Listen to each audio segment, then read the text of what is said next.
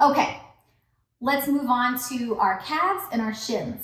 And rolling out the calves and the shins are a great way to loosen things up if you are dealing with some Achilles issues or some feet issues.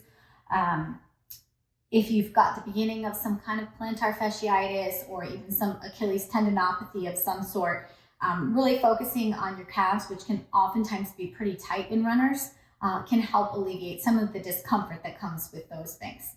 So the easiest way to roll out your calves is going to be similar to the hamstring method. You're sitting on your bottom, basically. You're going to take one leg on the roller and leave the other leg on the ground. And then you're just going to roll nice and slow, back and forth, rotating your leg as you go so you get different areas of the calf muscle. You've got the soleus, which is real deep in the calf. You've got the gastroc. You want to make sure that you're getting all of the calf muscles when you roll. So that's one easier way to do it. You want to raise it up a notch. Go ahead with both legs. Again, this is where that strong engaged core comes in because you're pretty much in somewhat of a reverse plank for this one. And you're just going to roll it on out just like this. And rotating again.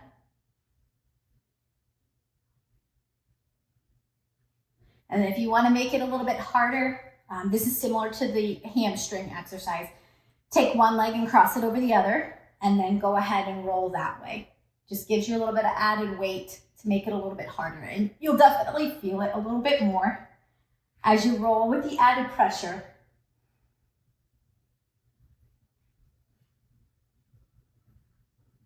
And you want to do that in both legs, of course.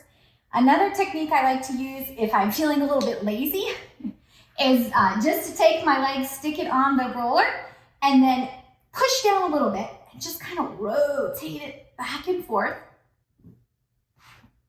If you move the roller into different spots, you'll feel it in certain spots more than others, but sometimes just that pushing down and rotating of the calf can really make a big difference.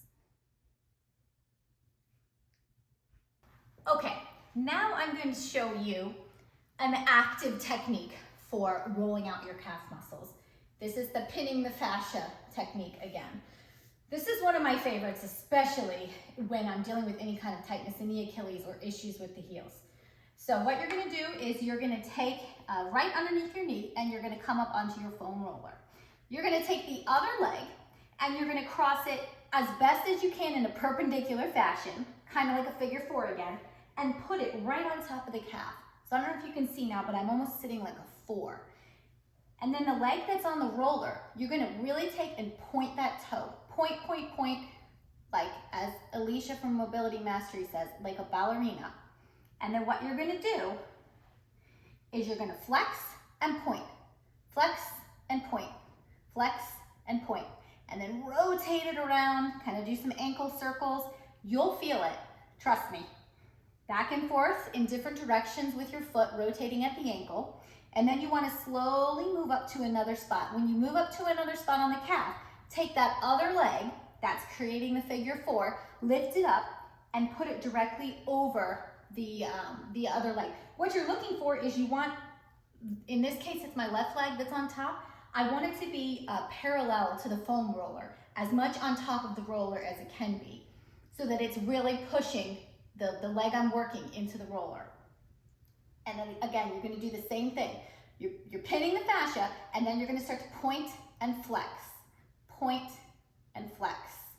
Rotate. I would say about 30 seconds per spot is all you need. You don't need any more than that. Then you're going to find another spot. Same thing. Move the top leg so that it's really creating weight over the working leg. Point, flex. Point, flex, rotate. You get the idea, go all the way up and down the leg. And then something that I like to do just to top it off at the end of doing that on my calves is I like to roll my shins.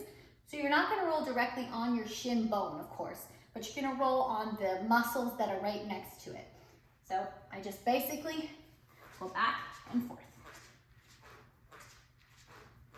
Now that is a little bit faster than the slow roll I was advocating for, but it's a little bit easier to do that one faster, and it's a nice massage on the shins. And then I would do the same thing to the other side.